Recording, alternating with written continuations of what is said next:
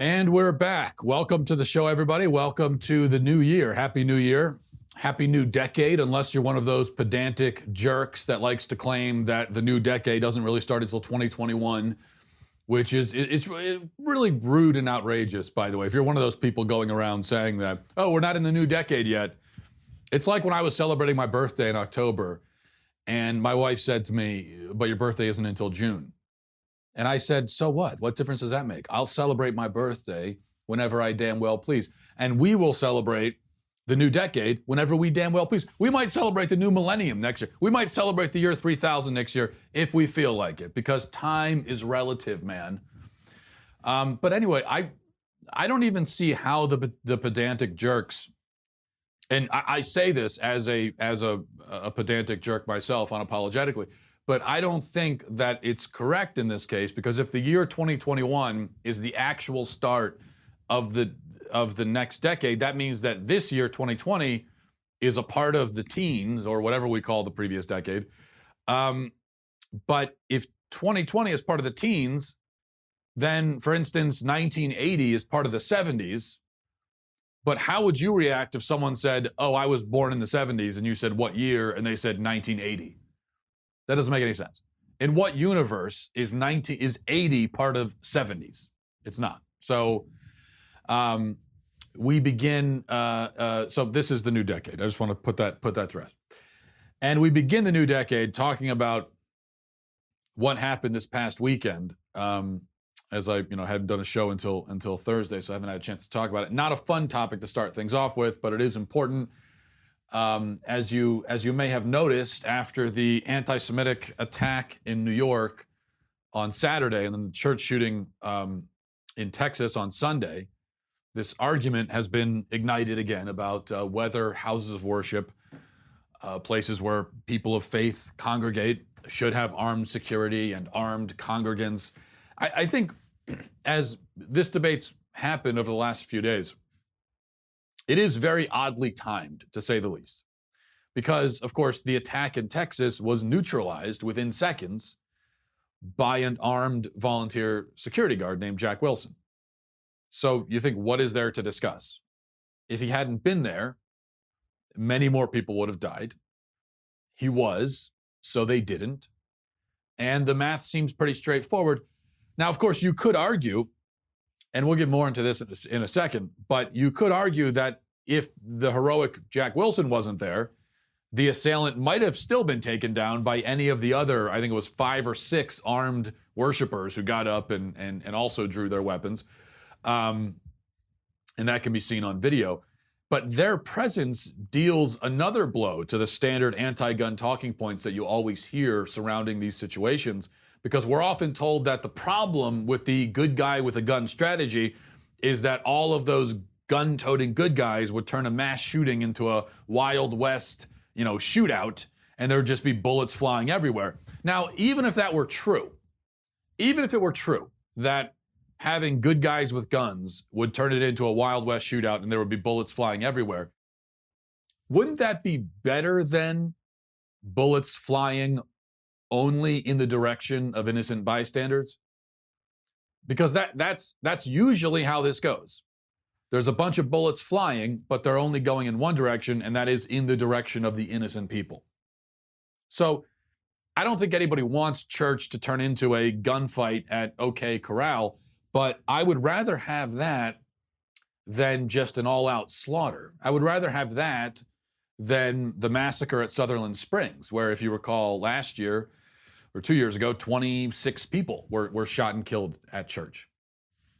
Now, this is a false choice anyway, because in the case in Texas over the weekend, there was no gunfight, there was no Wild West shootout, there was no massacre on the level of Sutherland Springs, although 3 people were killed.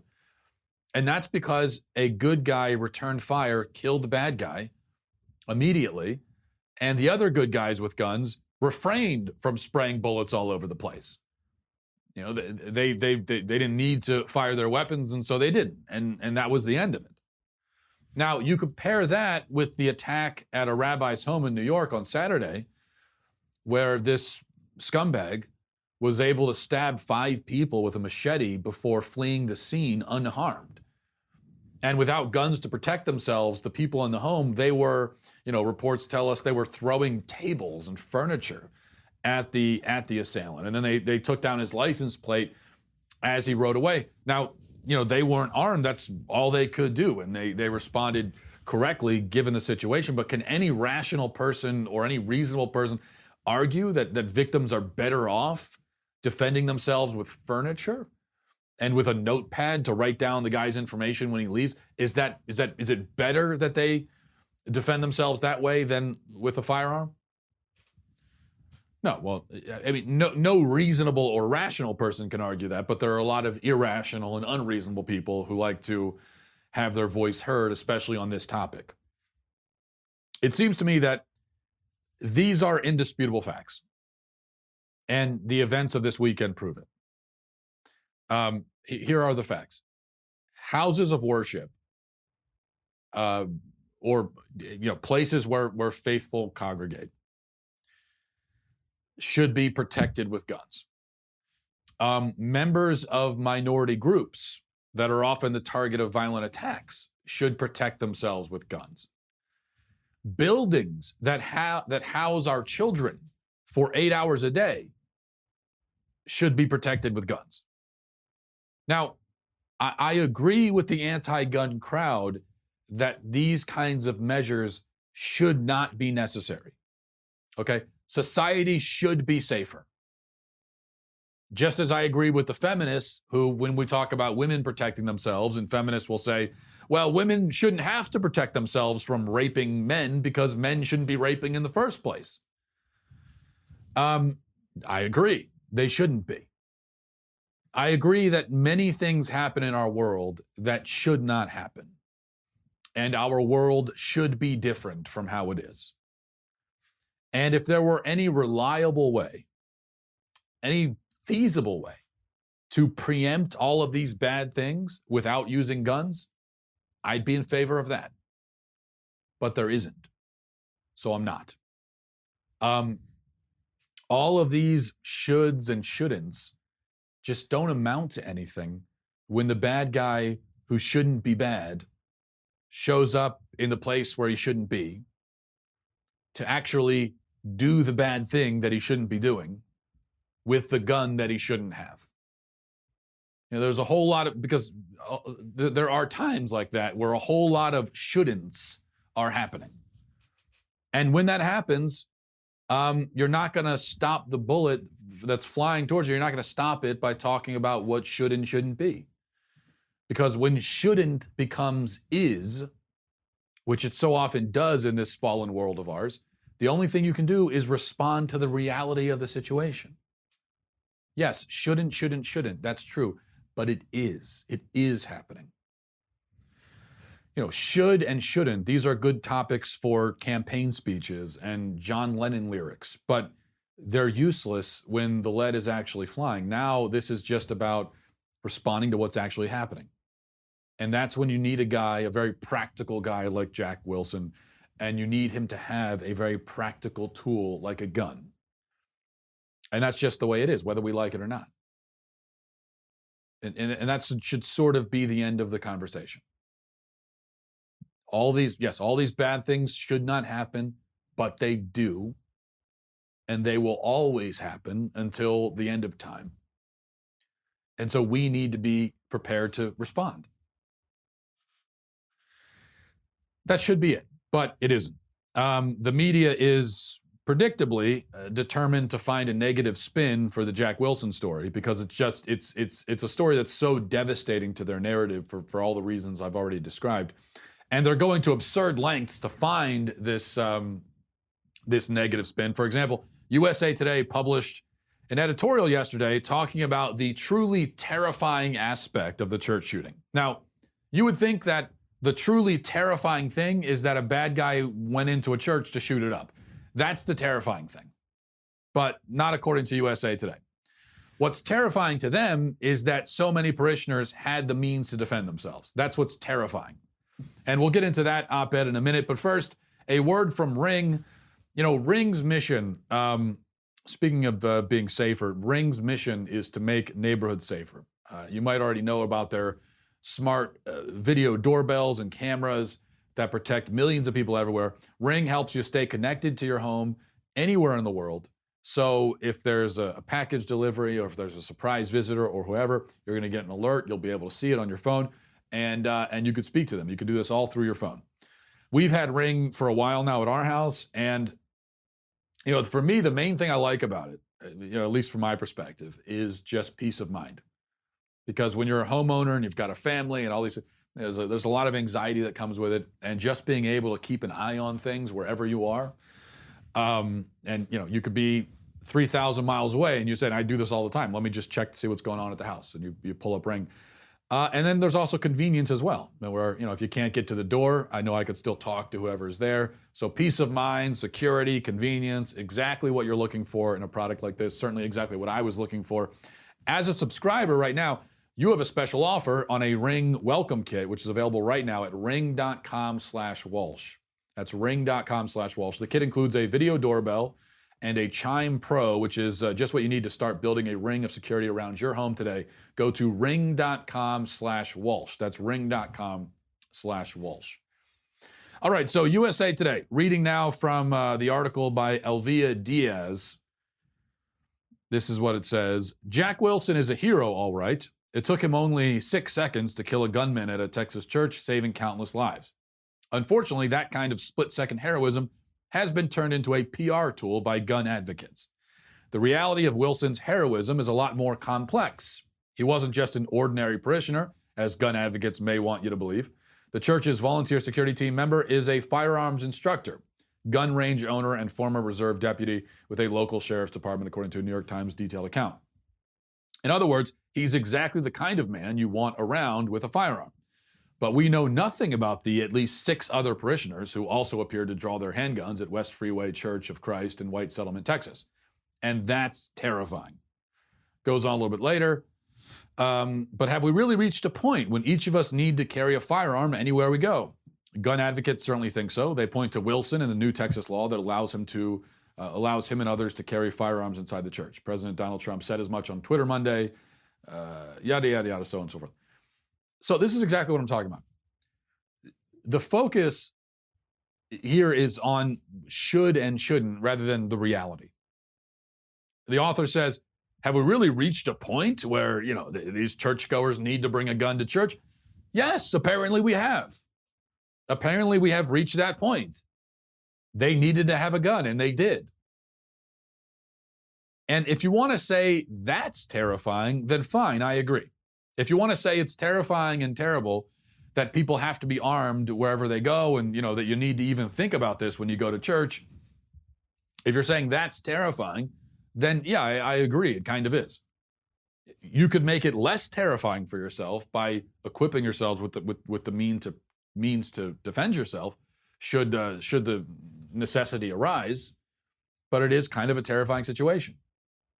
But to say that it's terrifying that people who needed to be armed to protect themselves were armed to protect themselves, that makes no sense. Would it have been better? Would it have been less terrifying if the gunman was the only guy with a gun in that church? What if you were in the church? Okay, if you were there, the gunman is there, would you prefer that some of your fellow parishioners have a gun, or maybe even that you have one, or not? If you were all unarmed, would you look around while you're huddled under the pew, just hoping that he doesn't come to your aisle? Would you look around and say, thank God nobody else has a gun here? Of course not.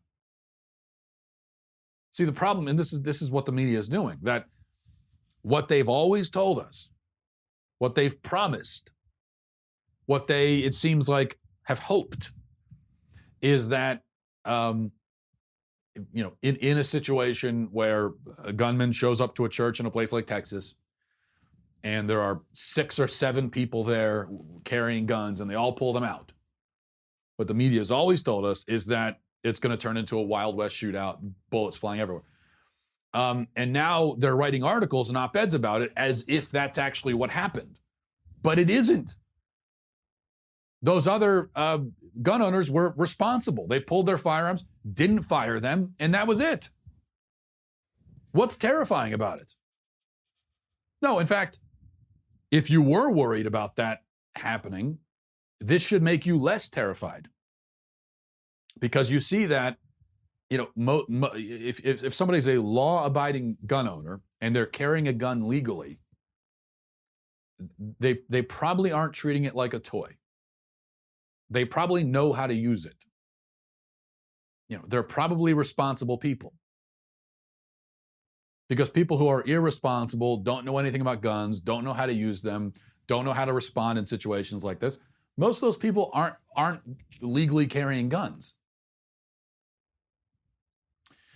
All right, let's move on to Pope Francis. Pope Francis viciously assaulting a woman, as the media has framed it anyway. And I think it's appropriate that we start the new year and the new decade, which it is a new decade, with a controversy like this. I think it really got things off on maybe not a good foot, but an appropriate one, given how incredibly stupid I expect this year to be. So we get a very stupid controversy to start things. So here's the footage that went viral yesterday, if you didn't see it, prompting lots of people to lash out at the Pope and talk about how the Pope assaulted somebody. But this is Pope Francis greeting a bunch of people, I think on New Year's Eve.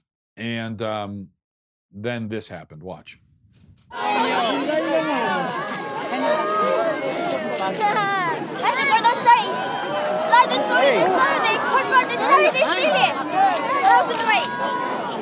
So there you go. First of all, I admit I have been tempted so many times as a Catholic to respond exactly that way during the Catholics, we have the weird sign of peace thing we do during church. And that's where, if you've never been to a Catholic Mass, it's right before communion. Everyone, the first time going to Catholic Mass, you're always taken off guard by this, because in the middle of the Mass, just seemingly out of nowhere, right before communion, everyone turns and starts shaking hands. Now, a lot of us, you go to a lot of different, I've been to many Protestant churches, and oftentimes they'll do a greeting thing before church starts. And I have to say, as a Catholic, I think that approach makes a lot more sense. If you're gonna do the greeting, and if you're gonna do the thing where turn to your neighbor and say hello. I'm not a fan of it in general. I'm not a fan of forced greetings where somebody tells me to turn to the person next to me and say hi to them. If I want to say hi to them, I will. I don't need you. I'm not a child. I don't need you ordering me around. But if you're gonna do that, it makes sense to do it before the service starts. To do it not even midway through, but like 2/3 of the way through. By the way, hi, hello. It doesn't. I'm not a fan of it. I don't like it. But my strategy during the Sign of the Peace, as an antisocial person and also as a germaphobe, I don't really want to touch the clammy hands of the person next to me. So what I stand there stoically during the Sign of the Peace, and I don't turn around to people behind me to shake their hand, because that's my right. Okay, bodily autonomy. And but then oftentimes somebody will, if you don't turn around to shake the hand of the person behind you, they'll tap on your shoulder, and then you kind of turn around and say, "Peace be with you," and they're trying to shove their sweaty hand into yours. And so many times I've wanted to get away. I've wanted to do that exact thing that the Pope did. And I feel like this now gives me the license to do it. Because as long as if the Pope does something, then that means we can as Catholics. At least that's what every non-Catholic assumes. Everything the Pope does is infallible. And so just by the Pope doing that means we all can slap whoever we want as Catholics. That's not really how it works, but I wish in this case it did work that way. Anyway, the way the media has reported this, they make it sound like Pope Francis drop kicked the woman. They're framing it, which would have been a sight to behold, we have to admit. The New York Times headline, this is a New York Times headline, says, Pope Francis apologizes after slapping away a clinging pilgrim. Slapping away a clinging pilgrim. Now, you hear that headline, you're imagining, based on that headline, maybe a young child in tattered rags, dusty and dirty from the long journey, on the holy pilgrimage, running up to hug the Pope, and the Pope just kicks him away. Ew, yuck, get off me, you dirty peasant. But that's not quite what you actually see. What you do see, what Francis does here, and this is honestly, I'm not a big Pope Francis fan myself, to put it mildly. And I don't support most of the things that many of the things that he's said and done. This might be the first thing that he's done that I support. This right here. I have a strange new respect for Pope Francis. I'm totally on Team Pope on this one, because this was not a violent assault. This was the Pope turning to leave after greeting probably hundreds of people.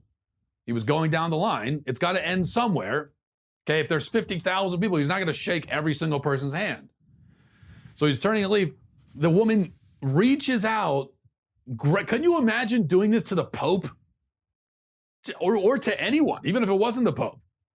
Reaches out, grabs him, yanks him back.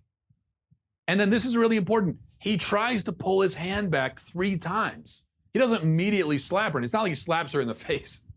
It's not like she pulls him and he turns around, bop. That doesn't happen, no.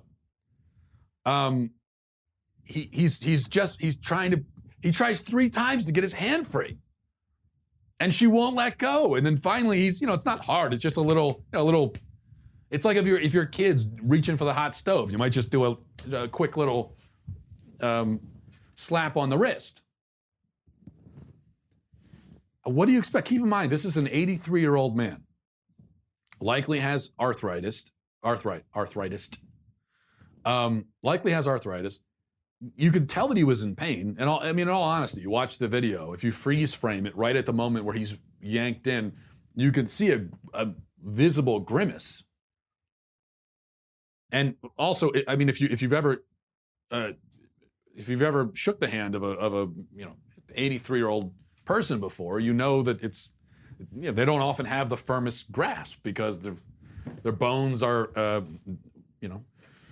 not as strong as they used to be, and it's very common at that age to have arthritis, and so it's going to be painful.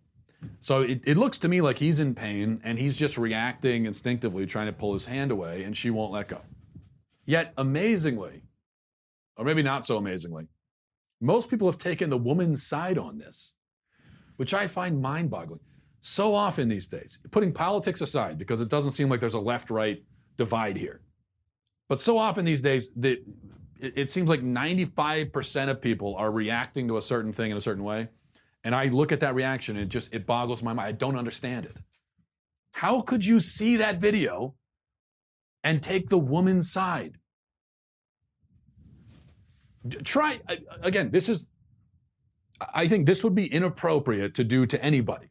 It's not okay to try to get somebody's attention by yanking them towards you. But imagine doing it to the Pope. Imagine doing it to the president. What do you think would happen? What do you think would happen if the president was walking by and you reached out and grabbed him and pulled him towards you and wouldn't let go? Do you think, you wouldn't there wouldn't be any tug of war back and forth like there was in this case. And I'm kind of wondering, where was the Pope's security? They're just sort of standing there not doing anything. But with the president, you couldn't make it that far. As soon as your hand made contact with his wrist, you're going to be on the ground in a dog pile, bum rushed by Secret Service. That's the way that's going to go. And I don't think anyone would feel sorry for you, because everybody would say, what are you doing grabbing the president? What do you think is going to happen? But as I said, Pope or not Pope, you don't do that. And if you do that, you grab somebody and yank them towards you, you deserve to get your hand slapped away. I don't care, man, woman, doesn't matter. Because you have no right to do that. What is this woman entitled to the Pope's attention? Somebody told me yesterday, I was talking about this on Twitter, and somebody said, well, she was being ignored by the Pope. What do you mean ignored by the Pope? She's one face among 50,000 people. And so if she doesn't get that one-on-one time, she herself is being personally ignored. Yeah, I'm ignored by the Pope too. He's never said hi to me. I've been ignored by almost everybody on earth. By that standard. So the Pope goes, and that's what we're saying now. She's entitled. If the Pope walks by, you are entitled to the Pope's attention, and if he doesn't give it to you, you can grab him and yank him towards you. And if he gets away from your grab, you could tackle him. Pick him up like a fireman's carry. Bring him back to your dining room and force him to have dinner with you. I mean, he's a human being. He doesn't have to accept being grabbed by whoever decides to grab him. All right.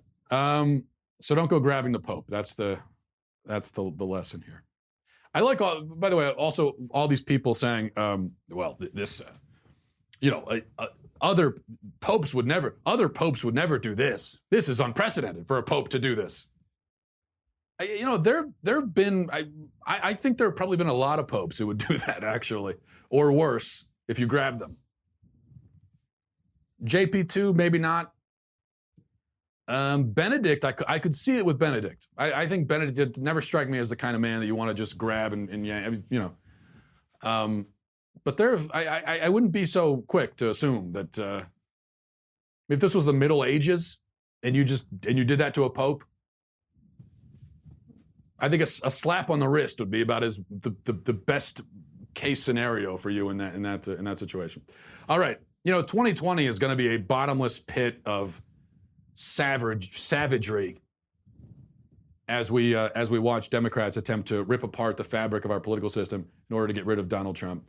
The best way to stay informed, stay on top of all of it, God help us, is to become a Daily Wire member and get comprehensive news and opinion from us on demand. And so we're giving you 20% off all memberships until January 6th. So you've got now an extension beyond New Year's. That's 20% off all memberships when using promo code DW2020. That's DW2020. Members get our articles ad-free. You get access to all of our live broadcasts, the show library, the full 3 hours of the Ben Shapiro Show. You get bonus content. You get access to the mailbag. Plus, our new all-access tier gets you into live online Q&A discussions with Ben, Andrew Klavan, Michael Knowles, me. Plus, our site's writers and special guests also will do these Q&As, and they're very interesting. So if you have a question, you can get an answer. Again, that's promo code DW2020 for 20% off. Until Monday, January 6th. You got a few more days. You don't want to miss it. Again, that's until Monday, January 6th, DW2020 for 20% off. All right, before we get to emails, Mayor Bill de Blasio is coming after Domino's, criticizing them for hiking the prices on their pizzas on New Year's Eve in New York. There was a headline that says, Domino's sells $30 pizzas to Times Square ball drop revelers on New Year's Eve. And the mayor saw this and tweeted, jacking up your prices on people trying to celebrate the holidays? Classy, Domino's. To the thousands who came to Times Square last night to ring in 2020, I'm sorry this corporate chain exploited you. Stick it to them by patronizing one of our fantastic local pizzerias. Bill de Blasio can never forfeit an opportunity to embarrass himself or to do the class warfare shtick. And so he's trying to do it here. The problem is this is absurd on a number of levels. Number one, this was a decision made by the local franchise, not by corporate Domino's headquarters. Number two, everything in New York is expensive. It's like the mayor just noticed that when you go to Times Square, things are a lot more expensive than they are if you're not in Times Square. And number three, maybe it's just me, but $30 for a pizza isn't even that bad. I mean, it's bad. It's more than I would pay, especially for a Domino's pizza. But I wouldn't have, if you had told me that a large pizza in Times Square on New Year's Eve costs $50, I would not have been surprised. But number four, here's my primary point. Anybody dumb enough to stand in the freezing cold in Times Square for 11 hours, shoulder to shoulder with drunk strangers, with no bathroom in sight, just to see a glowing orb descend slightly down a pole for 10 seconds, deserves to be exploited in this way. I mean, you deserve it. That's the main thing. I think about this every year when we watch the ball drop in my house. And we turn it on at like 11:58 and we watch for 2 minutes and then we turn it off. But I always think, why in God's name do all of these maniacs show up there just to stand for hours on end in the cold with drunk people peeing their pants all around you? And the big payoff is that the shiny thing on the building like moves location, goes from here to here. I remember my disappointment the first time that I watched the ball drop when I was a kid, because for years, before my parents let me stay up till midnight to watch it, that was when I was maybe like 8 or 9 or something. But for the years leading up to that, I'd always heard about the ball drop, and I'd always wondered, what it was. I'd heard about this mystical ball drop, and everybody stays up to watch it, and they go, and millions of people. I imagined, I didn't know exactly what I was expecting. I guess I thought the ball would be 300 feet in circumference, and it would descend from the clouds, and it would explode, and leprechauns riding unicorns would emerge and grant wishes to everybody watching. Something like that. But instead I watch it, and what I see is this pathetic little shiny thing just ever so slightly adjust its position on the pole. And so that's the real outrage here, not the pizza. It's how pathetic and anticlimactic the ball drop is. It's the year 2020, for God's sakes. It's the 20s, for goodness sake. We could do better than that. All right, let's go to emails. mattwalshshow@gmail.com, mattwalshshow@gmail.com. This is from Julie, says, please address one of the things that bothers me the most. When people say New Year's, it's New Year, a singular noun naming the day we celebrate a new year, not the New Year's. That would signify multiple years. Do we say happy birthdays, Merry Christmases? Nope, just simply Happy New Year. When people say, what are you doing for New Year's? They're really, and apparently not aware that they're trying to say, what are you doing for New Year's Eve? It drives me mad. P.S. Happy New Year. Yeah, Julie, see, I said that I'm a pedantic jerk myself. And this is a thing that I'm pedantic about as well. And I agree with you that it makes you sound illiterate when you say New Year's. Moving on to Carl says, from Carl says, hi, Matt. I saw you defending the Pope on Twitter for beating the woman who tried to talk to him. Honest question, WWJD. Jesus never responded that way to people. Isn't that enough to settle the argument? Okay, Carl, first of all, I think you know that your characterization here is a little bit ridiculous. He didn't beat anyone. He didn't beat a woman for trying to talk to him. But before we get to WWJD, what about WWCD? Okay, what would Carl do? Think about that. What would you do? How would you react if you were walking down the street and a stranger grabbed you, yanked you towards them, wouldn't let go as you tried to release yourself from their grasp 3 times? Wouldn't you be well within your rights to slap them away? Or would you just sit there obediently for as long as they want to hold on to you? Now, I'm not saying WWCD, what would Carl do or what would I do? That doesn't always justify, just because someone's done something and you say, well, I would do the same thing, doesn't mean that it's okay. But I am saying that before we pass judgment on somebody, we should think, would I react the same way? As for Jesus, first of all, you can't really say that he never responded that way to people. Somebody made this point on Twitter yesterday, and I think it's important. It's a good point. We actually have no idea what Jesus did or what he said for 99.9% of his life. For 99.9% of the time that he spent on earth, we really don't know what he did or said. So he died at 33, we think. And the Gospels tell us a little bit about his birth, and then nothing at all, except for one brief story when he was an adolescent. But then other than that, nothing until he gets to be about 30 or so. And even then, all of the Gospels put together give us, what, I don't know, a few dozen scenes of his life during that time, maybe less than that. Jesus lived a life consisting of 24 hours in a day, and he had about 12,000 of those days, and we have no idea what happened during all of those days, except for a few. Now, I'm not saying that Jesus was going around slapping the hell out of people for the rest of the time that the Gospels don't record. I think probably he wasn't. I'm just saying that you have to be careful with statements like Jesus never did X, Y, Z. You have to be, and I think we all get loose with that sometimes. I know I've done it too. That Jesus never said, or Jesus never did. What you mean to say is, Jesus is never recorded saying or doing X, Y, Z. Which in this case isn't even true, because Jesus did whip people at the cleansing of the temple. We get that's recorded in all four Gospels, and he drives people out with a whip. And that's physical violence that he used. Different situation, of course, but if you're insinuating that he never, physically made contact with someone in that kind of aggressive way, it's not true. We know that's not true because it's recorded in the Gospels.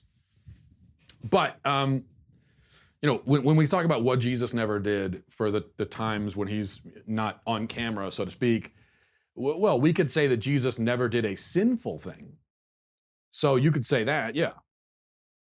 But, and you could say he never did anything anachronistic. Okay, it's probably safe to say that he never played Street Fighter or watched Breaking Bad or used an iPhone, given the time period that he lived in. But if what we're talking about is not sinful, and it wouldn't be out of place for the time period he lived in, then we can't really say that he never did it. So is it sinful to swat someone's hand away when they're grabbing you? I don't think it is. Why would that be sinful? And if it's not, and there's nothing about it that's, again, out of place for the time period, I don't know, maybe he did. Can't really say. All right. From Brian says, "Hi, Matt, I read your piece about guns in church and schools. Be real about this. Would you really want to send your kids to school where people are toting guns all over the place?" The way that you make it sound, no, I wouldn't want that, because you're trying to make it sound like you're going into school and everybody's got a gun, including the kids, and they're all just, twirling their pistols with their fingers and stuff like that. Yeah, of course, nobody wants that. But would I want to send my kid to a school where there are competent adults who know how to use firearms and are legally carrying them? Absolutely. And I'm kind of at the point where that's a prerequisite, actually, for me sending my kid to a school. I think I would need that. And as I've pointed out many times, public schools are government buildings. And, we could list dozens of other types of government buildings that are guarded by armed security, including even you go to the social service office to get a new social security card or something, and there's going to be a security guard sitting there with a gun. When's the last time the social security office got robbed? Doesn't happen very often. Yet, there's an armed person there. You go to Congress, certainly there's going to be armed security. So if we have armed security in government buildings to protect documents, to protect politicians, why wouldn't we have it to protect children, our own children especially? That doesn't make sense to me. This is from Beth, says, "Matt, I'm disappointed in your take on guns and churches. I expect most conservative pundits to take the standard talking point lines, but you usually are more thoughtful than that. Do you acknowledge that there is a gun violence epidemic in our country? If so, how can you deny that reducing the number of guns will at least have some positive effect on reducing the epidemic?" Well, Beth, I don't acknowledge the gun violence epidemic, as you put it, and I'll tell you why. Because 60% of the gun deaths every year are suicides. 60%. Now, I do think there's a suicide epidemic, and that's a big problem, but hopefully you would agree that guns have almost nothing to do with it. People might choose to use a gun to kill themselves if there's one available, but do you think you could permanently stop somebody from killing themselves just by keeping them away from a gun? Well, I think obviously not, any more than you could permanently stop someone from killing themselves by keeping them away from, pills or high ledges or ropes or any of the other ways that people use to do this. So I think it's clearly absurd to blame guns for suicides. And I don't think that suicides can get lumped into the gun violence epidemic statistic. I think it's extremely misleading. Because when we hear about the gun violence epidemic, obviously what comes immediately to mind is murder. And it sounds like when you say there's a gun violence epidemic, it sounds like you're saying there's an epidemic of people going into buildings or walking across the street or whatever and using a gun to kill somebody else or multiple people. That certainly is the impression that's given to us. But when you look at the numbers and what comprises most of the so-called gun violence epidemic, it is suicide. And so that's why it's misleading. Now, if you take out suicide, you're left with maybe 10 or 15,000 homicides by gun every year in the US in a population of 330 million.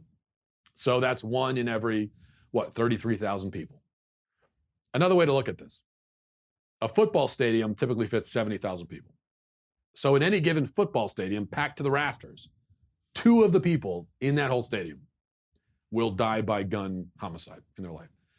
And that actually, I think, makes it seem worse than it is, because there's a very good chance that in any given stadium, nobody in the whole building is going to die by gun violence, because the inner city accounts for a disproportionate amount of the gun homicides. So it's not like this is a problem spread evenly throughout the US. But any way you look at it, I don't think 10,000 in a country of 330 million counts as an epidemic. The only way that 10,000 homicides in a country of 330 million can be called an epidemic is if you're starting from with an assumption or a hope or a belief that nobody will be murdered in a country of 330 million. So if your expectation is 0 and you end up, and then you look and it's 10,000, well, yeah, that's an epidemic. But if you begin with an understanding of human nature and an acknowledgement that murder will happen and that it does happen in every country, no matter what, then you have to ask yourself, realistically, best case scenario, what should the murder rate be? What I'm saying is, well,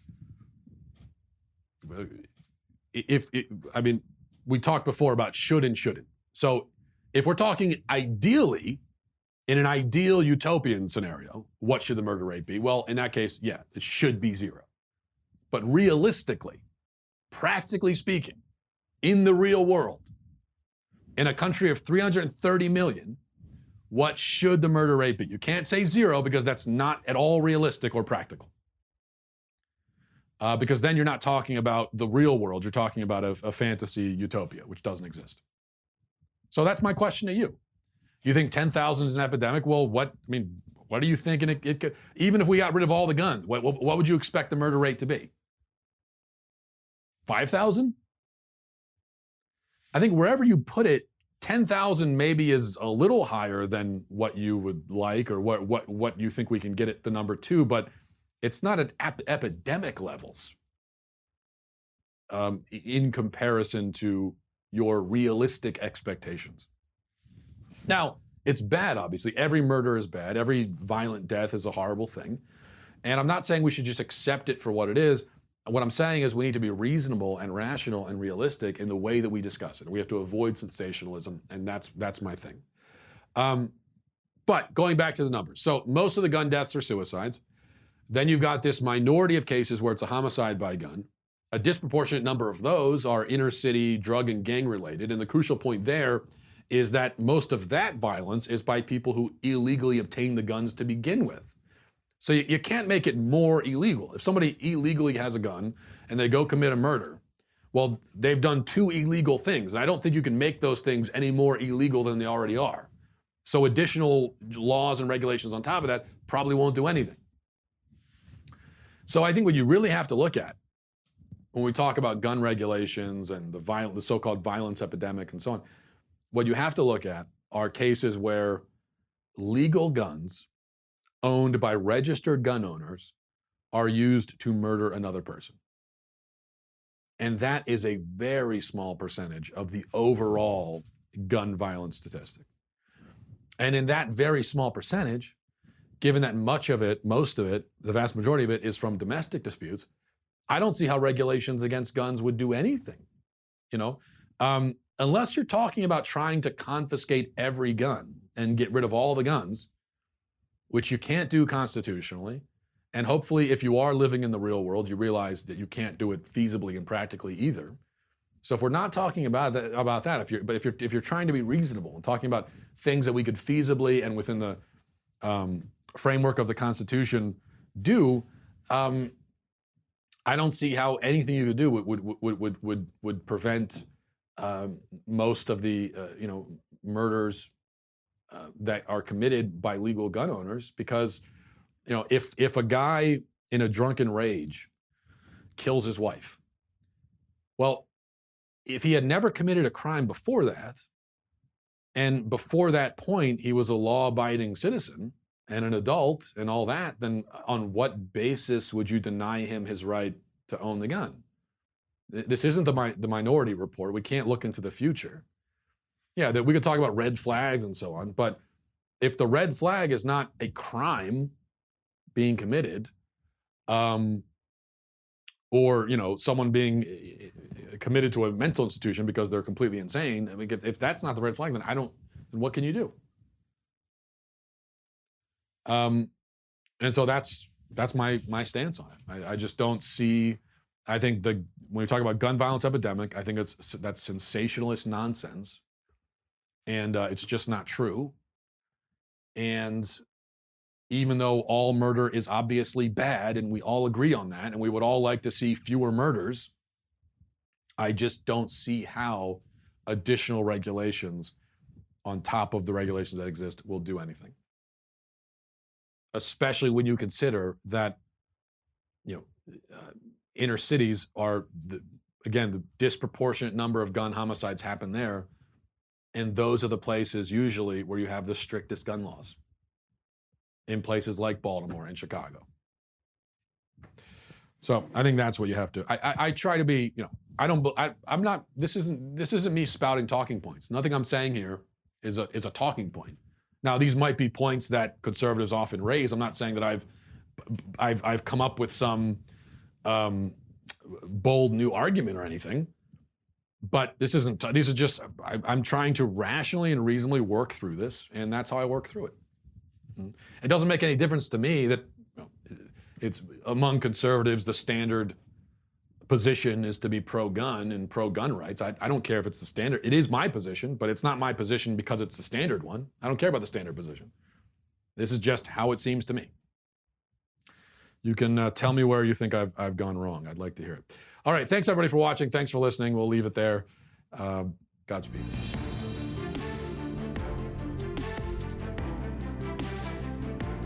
The Matt Walsh Show is produced by Sean Hampton, executive producer Jeremy Boring, senior producer Jonathan Hay, supervising producer Mathis Glover, supervising producer Robert Sterling, technical producer Austin Stevens, editor Donovan Fowler, audio mixer Mike Coromina.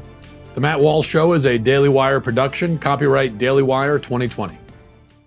Hey everybody, it's Andrew Klavan, host of The Andrew Klavan Show. Some people are depressed because the American Republic is collapsing, the end of days is approaching, and the moon has turned to blood. But on The Andrew Klavan Show, that's where the fun just gets started. So come on over to The Andrew Klavan Show and laugh your way through the apocalypse with me, Andrew Klavan.